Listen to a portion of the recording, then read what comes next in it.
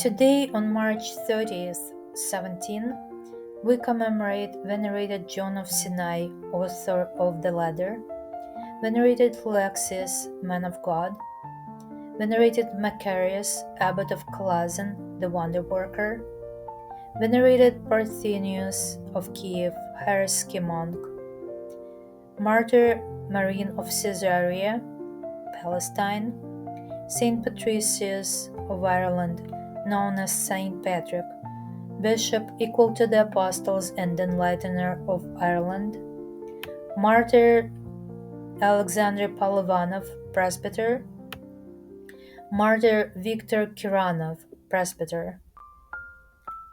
The Holy Martyr Victor was born on March 8, 1881, in Maneulovka village of Berdyansk Uyezd, an administrative unit similar to county, Taurida province, in the family of priest Michael Kiranov. His Bulgarian ancestors came to Russia in 1830 to flee from the Turks. The Kiranov family founder, the priest Patricius, who suffered from the Turks' persecutions and died in Turkey in 1773, bequeathed to his sons to take on the priesthood if called for ordination, regardless the difficult situation of orthodoxy in Bulgaria. Viktor Mikhailovich graduated from Taurid Theological Seminar and in 1903, choosing a secular career, entered the University of Yuriev. However, a year later he left the university and was appointed to serve as a psalmist in the Holy Trinity Church of Novoprokofivka village of Berdyansk Uyezd, and buried Antonia. On October 30th, 1905, Bishop Alexius Molchanov of Tauris ordained Viktor Mikhailovich as a priest to the Pokrovskaya Church in the village of Bolshaya Blagoveshchenka, Dnipro Uyezd. In 1906, Father Victor taught law at school. In the early 20s, he was elevated to the rank of archpriest and appointed rector of the Ascension Cathedral in Berdyansk, and after its closure in 1928, rector to the Church of the Intercession and dean of Berdyansk district. In those years, the Church of the Intercession was the only church in the city, and Archpriest Victor gave shelter to all priests whose parishes were taken, but who still wanted to serve the God. He established a treasury for the support of poor clergy, from which small sums of money were regularly distributed. That saved the families of persecuted clergy from starvation. Several times, Archbishop George of Dnipropetrovsk came to Berdyansk. Father Victor also visited Archbishop George to report on the parish's affairs. In 1936, Archbishop George was arrested and, out of fear, falsely confessed that other bishops and the subordinate clergy, including Archbishop Victor and priests of Berdyansk, were recruited by him during Archbishop's trips for espionage and sabotage work. In 1936, a threat of closure shadowed over the Church of the Intercession. The authorities were going to ruin it to get bricks for building a school. The priests who served there, Archpriests Victor Kiranov, Mikhail Bogoslovsky, and Priest Alexander Ilkov, decided to oppose that as much as they could. They planned the parish meeting after the Divine Liturgy on January 8, 1937, and it was attended by nearly 4,000 people. Many parishioners protested against the closure, and one of them said, "The Soviet power is taking away our last joy. We need to stand firmly before this power. If the Soviet authorities need to build a school, we will raise money and hand it over." The suggestion was supported unanimously. But it did not help. The church was closed soon after the meeting, and shortly after, in the summer of 1937, the priests of the Church of this intercession were arrested and imprisoned in Berdansk. Father Victor was presented with the testimony of false witnesses, which said that he had instructed them to poison the wells on election day and had even given them poison for this purpose. One of the witnesses testified that the priest was coming regularly to his apartment to deliver or take spy messages intended for Bishop George. The head of Berdansk NKVD demanded that Father Victor confirm them, but the priest refused. The investigators mercilessly beat the priest, beat on the face, on the stomach, on anything, but it did not work, and the interrogations went around the clock. The investigators changed, and Father Victor was interrogated for 13 days. A break in their interrogation was made only once, for 6 hours. A month later, Father Victor signed perjured testimony against himself, and the case was sent to the prosecutor for signature.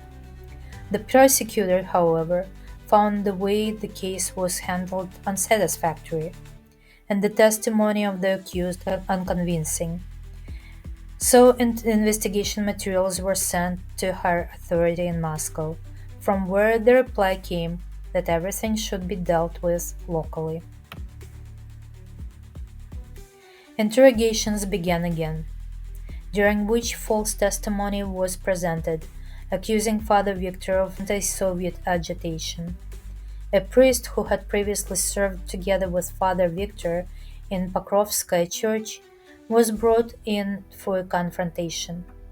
He stated that Archpriest Victor had told him that collective farming was harmful, and collective farming was disastrous for the peasants, that Father Victor had called him a dummy and a psychopath because he had refused to serve as a priest and had switched to Soviet work. The false witnesses also testified that Father Victor was the leader of the entire parish life, the initiator and leader of the Christmas meeting in defense of the church. At the end, the false witness boldly and arrogantly said, "It's time, Victor Mikhailovich, to quit doing this and switch to honest labor." In response, Father Victor called him a dummy, for which he immediately received 10 days in the solitary confinement. After seeing what a ruthlessly cruel and insidious machine was working to destroy his personality and everything he believed in, Father Victor gathered his strength and took a firm stand.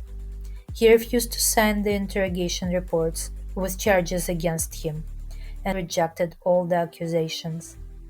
Fearing the investigators' deceit and forgery, on March 7, 1939, he rejected the original testimony extracted from him and wrote, "I truthfully testify that I am not guilty of anti-Soviet activity. I have never conducted anti-Soviet work." The investigation was over. All the accused were sent to prison on the city of Zaporozhye to wait for the verdict. Archpriest Victor wrote from prison to his relatives, "The path to salvation is ahead of me, as instructed by the Apostle James, first suffering, then patience, and bearing, getting used to humility, which I hope will generate in the future love. As you know, I am innocent and suffer from false accusations. I am not guilty of anything before the state or the authorities. The whole city can confirm this. But before God I am guilty of many sins, for which I bear this terrible but deserved punishment. I only ask God to forgive me, and I only thank Him for the mercy of correction in this way.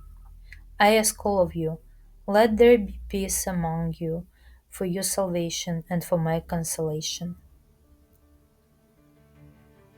On October 29, 1939, the NKVD Troika sentenced Archpriest Victor to 8 years in labor camp and was sent to Novosibirsk region.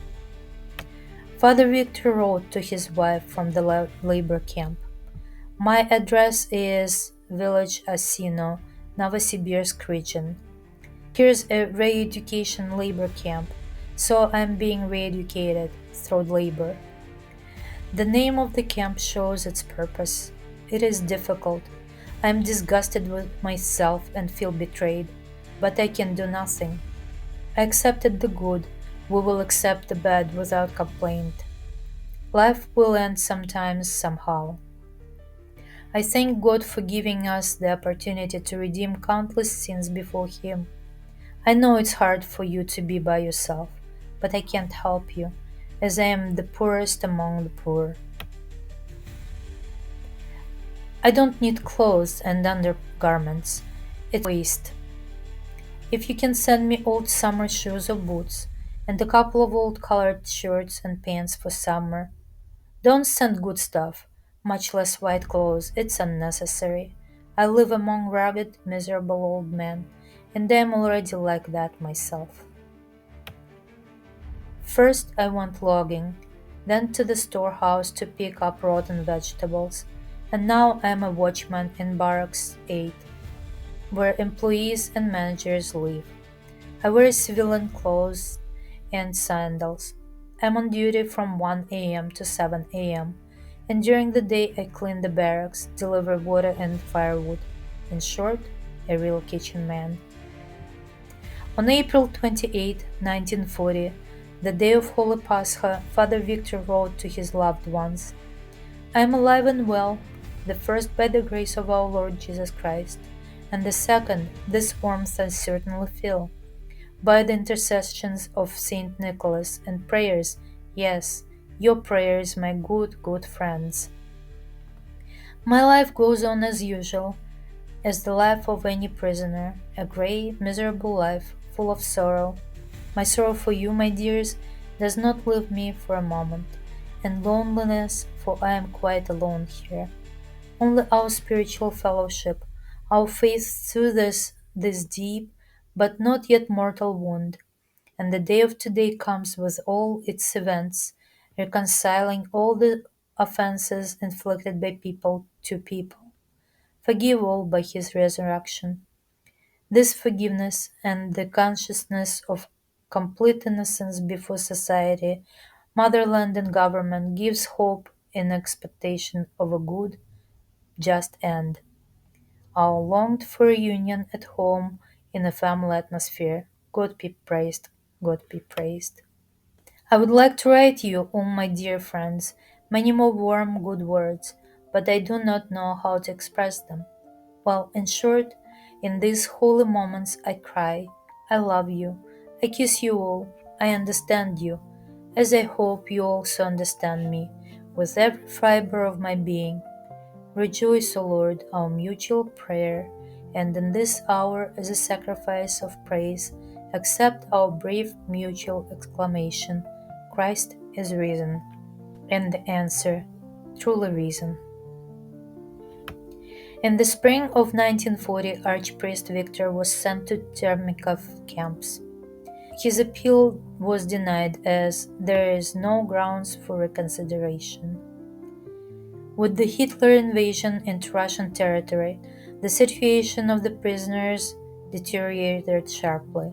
Many began to die, left without the support of their relatives. Archpriest Victor Kiranov died in Terminskov camp on March 30th, 1942, and was buried in an unknown grave. The whole host of new martyrs and confessors of the Russian Orthodox Church was glorified as saints at the turn of the millennium during the Council of Bishops in 2000, and the recognition drew the line under the terrible era of militant godlessness. This glorification revealed to the world the greatness of the exploit, illuminated the ways of the providence of God in the fate of Russia, and testified to the deep realization of the tragic mistakes and painful delusions of the people. It has never happened before in the history of the world that so many new heavenly intercessors were glorified by the Church. More than 1,000 new martyrs has been consecrated.